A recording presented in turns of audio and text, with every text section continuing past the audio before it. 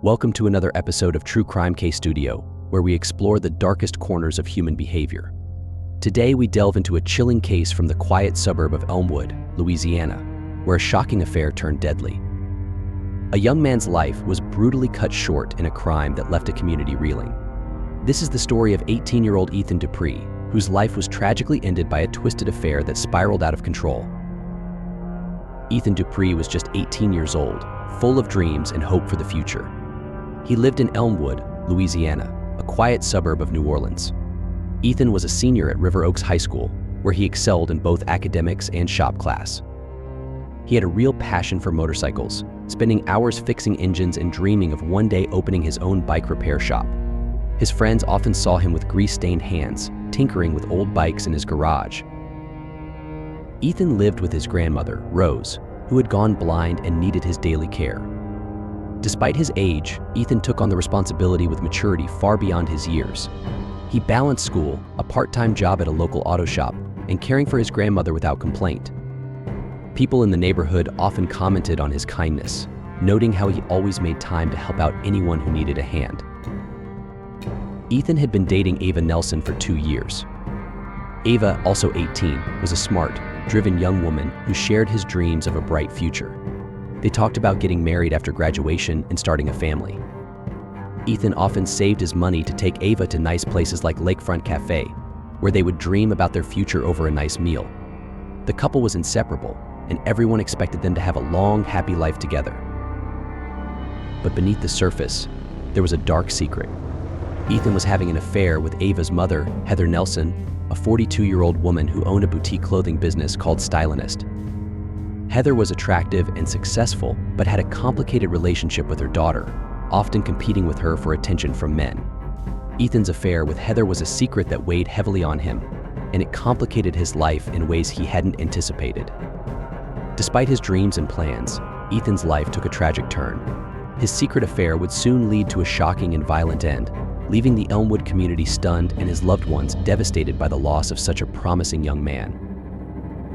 On the morning of August 9, 2021, Elmwood, Louisiana, was already feeling the oppressive summer heat.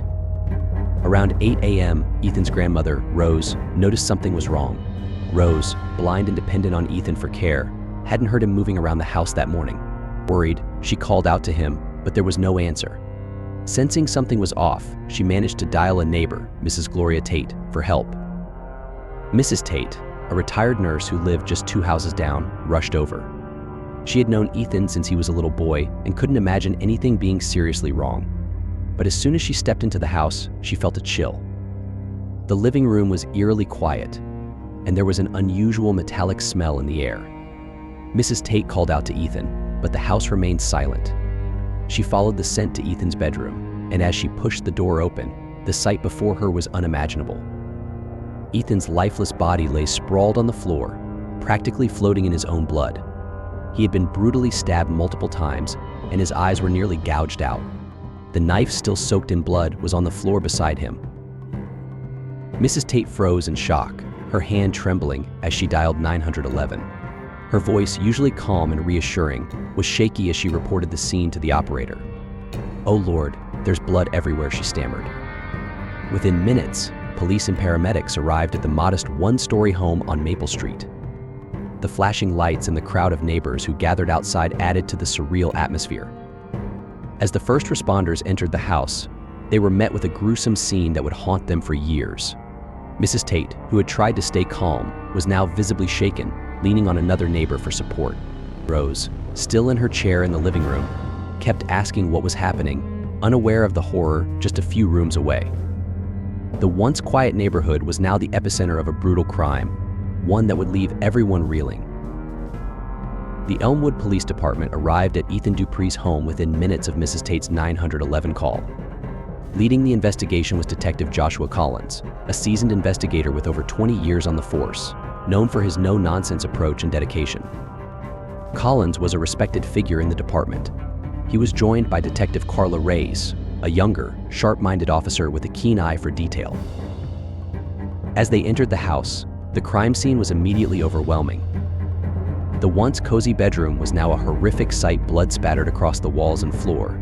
creating a chaotic pattern that told the story of extreme violence and desperation. The smell of iron hung thick in the air, mixing with the oppressive heat of the August morning. Ethan's body lay crumpled on the floor, the brutality of the attack evident from the multiple stab wounds and the near gouging of his eyes. The kitchen knife used in the attack, a common but deadly weapon, was found beside him, covered in blood. Detective Collins, despite his years of experience, couldn't help but feel a knot in his stomach as he surveyed the scene. He knew immediately that this wasn't a random act of violence.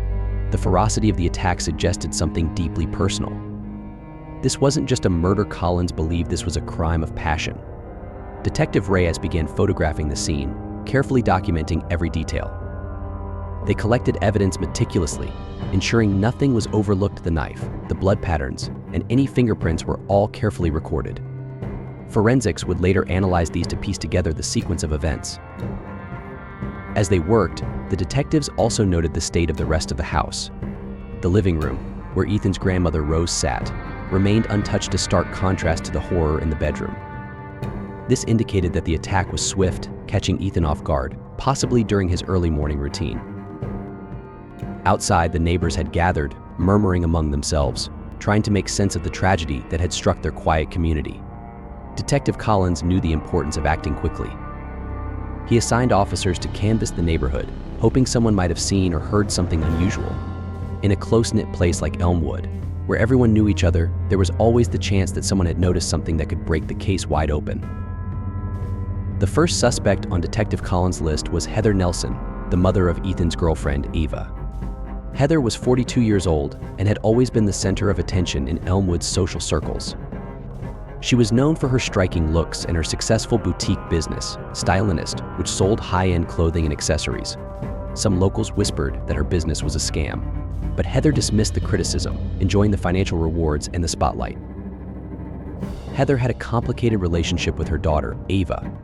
While they appeared close, friends noticed an underlying tension between them, often stemming from Heather's jealousy of Ava's youth and beauty. Heather had a habit of competing with her daughter for attention, especially from men. In this unsettling tale of betrayal and violence, we encounter the twisted dynamics between family members that led to an unspeakable tragedy.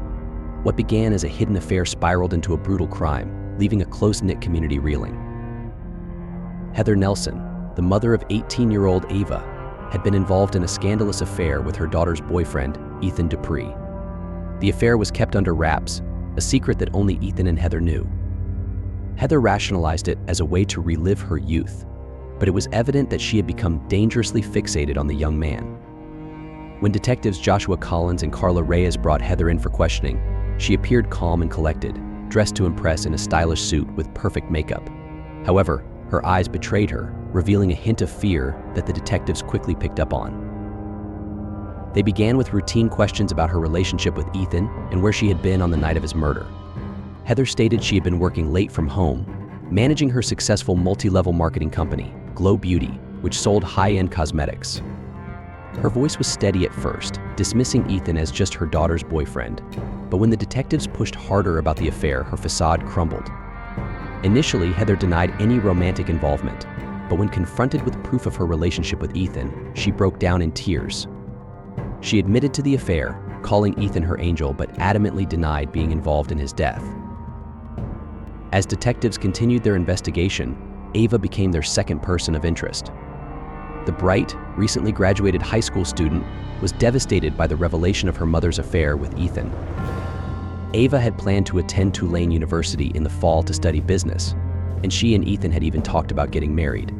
But everything changed when she stumbled upon explicit messages between her mother and Ethan just days before he was killed. When detectives questioned Ava, she seemed fragile, emotionally exhausted, and grieving. She told them about the text she had found, which led to a fierce argument with her mother. However, she claimed she had tried to move past it because she still loved Ethan. Her alibi for the night of the murder, being at a sleepover at her friend Taylor's house, was shaky. She struggled to provide details, and while her friend confirmed Ava had been there, she also mentioned that Ava had left shortly after midnight, close to the time of Ethan's murder. Ava's demeanor shifted as the questioning intensified, moving from sorrowful to defensive. She insisted she could never hurt Ethan, but her trembling hands and evasive responses left detectives suspicious. Though emotionally distraught, Ava's unclear timeline of events made her a suspect with unresolved questions. Lastly, the detectives turned their attention to James Nelson, Heather's husband and Ava's father. A prominent lawyer in town, James was known for his high-profile cases and his long hours at work, often leaving him absent from home. Despite his busy career, he had sensed growing tension between his wife and daughter, particularly Heather's attraction to younger men. James had suspicions about his wife's inappropriate behavior, but chose to ignore it, hoping it would fade on its own. When detectives interviewed James, he remained composed and professional, dressed in a sharp suit as though preparing for another day in court. He described his marriage as strained but claimed they maintained a physical relationship. He was more distant when discussing his daughter, admitting they weren't particularly close due to his demanding job. When asked about Ethan, he said he had approved of him as Ava's boyfriend and had no knowledge of the affair until after the murder. He declared that if he had known, he would have stopped it immediately. James's alibi for the night of the murder placed him at his office, working on an important case. He provided the names of colleagues who could vouch for his whereabouts, but his overall demeanor was guarded. The detectives felt he was withholding something. James's reluctance to engage in conversation about the affair and his emotionally detached responses left the detectives questioning if he was truly as unaware as he claimed, or if he was concealing darker truths to protect his family. James Nelson's evasiveness during the interrogation raised suspicions the detectives couldn't shake. There was a feeling that there was more to his story than he was letting on. On a scorching afternoon in mid-August 2021, the police received a tip that would alter the course of the investigation. It was around 3 p.m. when Detective Joshua Collins' phone rang. The caller, wishing to remain anonymous, claimed to have crucial information about Heather Nelson, one of the key suspects in Ethan Dupree's murder. The tipster hinted at something more sinister than just an affair, a secret that Heather had been hiding for years. The detectives wasted no time. They drove straight to Heather's office, located in a small, unassuming building on the outskirts of town. The sign above the door read Glitz Glow, the name of the multi-level marketing MLM company Heather had been running for nearly a decade. From the outside, the office looked like any other small business, but inside, the detectives would uncover a shocking twist. As they entered the office, the detectives noticed the eerie quiet. The place was filled with beauty products, shelves lined with creams, lotions, and makeup, but there were no employees in sight. Detective Carla Reyes noticed a locked door at the back of the office. After some persuasion, Heather's assistant, a nervous young woman in her early 20s, reluctantly handed over the key. Behind the door was Heather's private office, and what the detectives found inside was both disturbing and revealing. The walls were covered with photographs of Ethan, many of them inappropriate and sexually explicit. In one corner, there was a makeshift shrine dedicated to him, complete with candles, trinkets, and handwritten notes. It was clear Heather's obsession with Ethan had gone far beyond a mere affair. But that wasn't all. As the detectives searched the office, they found a stack of documents that exposed the dark side of Glitz Glow. The MLM wasn't just a business, it was a scam that preyed on poor women, many of whom were single mothers struggling financially. The documents revealed that Heather had been exploiting these women, convincing them to invest thousands of dollars in beauty products they couldn't sell while forcing them to work long hours to pay off their debts. The financial strain had ruined hundreds of lives, leaving these women in despair. The discovery of Heather's fraudulent business practices provided a new motive for the murder. Heather's world was beginning to crumble, and the pressure of maintaining her image, combined with her obsessive love for Ethan, may have driven her to kill. With this new evidence, the police had a clearer picture of Heather, a woman who would do anything to protect her secrets, even murder. The detectives knew they were getting closer to the truth, but they also realized that uncovering the full extent of Heather's crimes would be no easy task. By August 21st, 2021, the police in Oak Ridge, Louisiana, were ready to act. After piecing together the evidence, including the disturbing findings at Heather's office, they had no doubt who was responsible for Ethan Dupree's murder. Heather, at 43, had become increasingly sexually obsessed with her daughter's boyfriend, leading her to commit an unthinkable crime. Heather Nelson had been known as a charismatic and successful businesswoman, running her MLM company Glitz Glow, but behind her polished exterior, she was hiding dark secrets. The investigation revealed that Heather had been having an affair with Ethan for several months. When Ethan tried to end the affair to focus on his relationship with Heather's daughter, Ava, Heather's obsession turned deadly. On the night of the murder, Heather confronted Ethan in his grandmother's kitchen, a place they had met for secret trysts. Fueled by jealousy and fear of losing him, Heather grabbed a kitchen knife and stabbed Ethan multiple times. The attack was vicious, leaving him with deep wounds and nearly gouging out his eyes. After the murder, Heather tried to cover her tracks, but her obsession with Ethan and her fraudulent business dealings eventually led the police straight to her.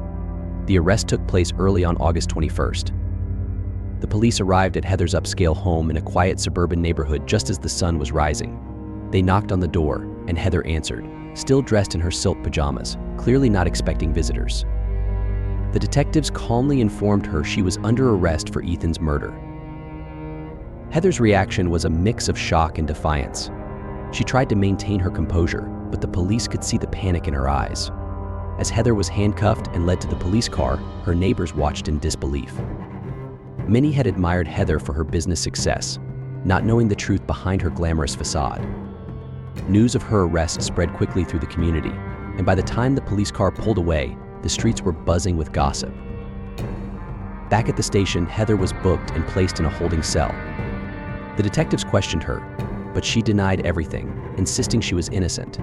However, the evidence against her was overwhelming, and the police were confident they had the right person.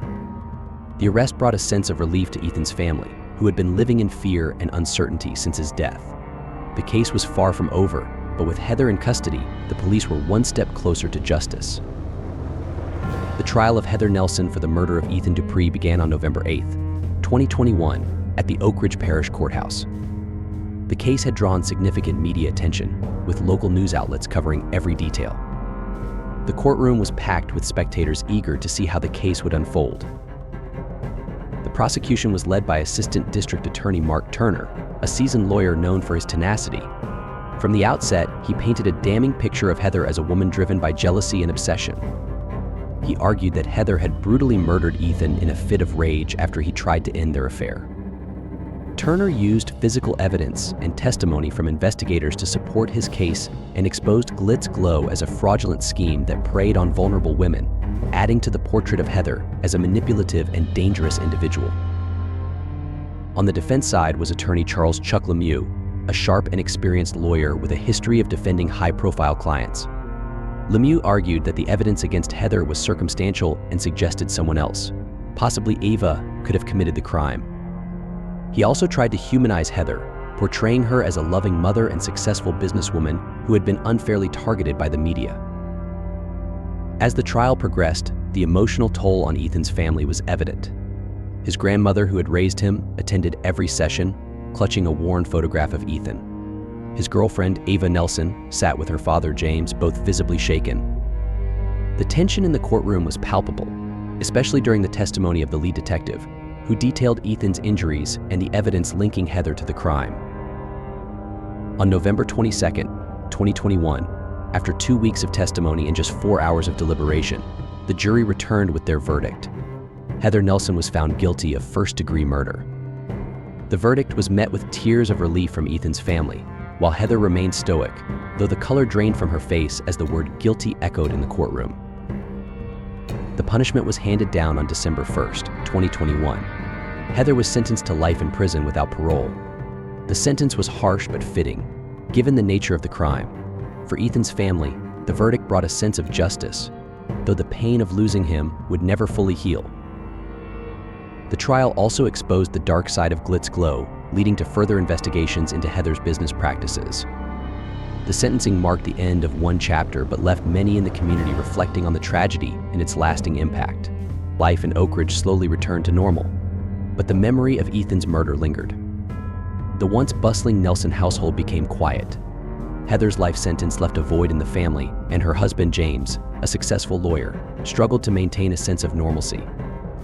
Their daughter, Ava, left town shortly after the trial, trying to escape the painful memories. The aftermath of the trial also had a significant impact on the broader community. Investigations revealed the extent of the financial damage caused by Glitz Glow, leading to its eventual shutdown. Local news outlets continued to cover the fallout, and the scandal became a cautionary tale about predatory businesses. In the end, the trial and its aftermath left a lasting mark, a tragic reminder of how lives can be torn apart by one person's actions.